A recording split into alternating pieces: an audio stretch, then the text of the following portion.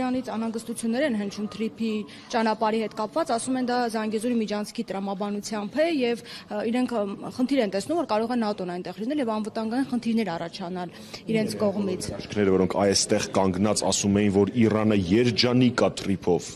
Ուր են այդ հրաշքները, ԿՊ-ական պատգամավորները, գործադիրի անդամները, Փաշինյանը։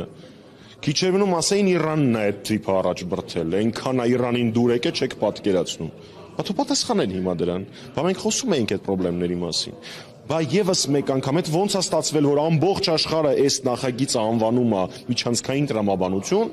ստորագրելուց հետո Ամերիկայի Միացյալ Նահանգների նախագահը 10 վայրկյան ստորագրելուց հետո ամերիկյան փորձագետներ, եվրոպական փորձագետներ, ռուսական փորձագետներ, հայկական փորձագետներ, դե պարզա որ Ադրբեջանը այդպես անվանում է, դրան չեմ ուզում հղում անել, բայց մենակ Փաշինյանը տողերի արանքում կարդացել է, որ սա միջանցքային տրամաբանություն չի։ Հասկանում եք, շատ ցավալի է, որ այն, ինչ մենք ասել էինք, մասնավորապես հանրապետականի հայտարարության մեջ գրված էր ստորագրումից օրեր անց, մենք բոլորս ուշադրություն ենք դարձնում միայն այն ժամանակ, երբ դա ասում է այս կամ այն արտաքին դերակատար։ Ռուսաստանից եւս հայտարարություն է հնչել, որ իրենք եւս ներկայություն են ուզում ունենալ թրիփում, հնարավոր է հավասարակշռել եւ այնպիսի որոշում կայացնել, որ իսկապես բոլոր կողմերին բավարարի, ինչի մասին իշխանությունը խոսում է։ Գոյություն ուներ երաշխավորների ինստիտուտ հասկացությունը։ Դրա համար գոյություն ուներ Մինսկի խումբը, որը միջազգայինորեն ճանաչված ձևաչափ էր, որում ներկայացված էին կարևորագույն բոլոր դերակատարները, ընդ որում Հայաստանի համար նպաստավոր կազմով։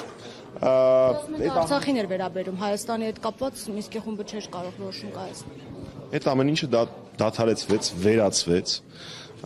Մինսկի խումբը Արցախի համար չէր ստեղծված, ստեղծված էր արցախյան հակամարտության կարգավորման համար եւ նույն տրամաբանությամբ կարող էր շարունակել։ Դե հիմա այն աշխարհաքաղաքական բորշը, որը իրենք էփել են, ամենաահավորը այն է, որ էփել են իրենք, իսկ ուտելու ենք բոլորս։ Ու վստահեցնում եմ ձեզ, դա համեղ կերակուր չի լինելու։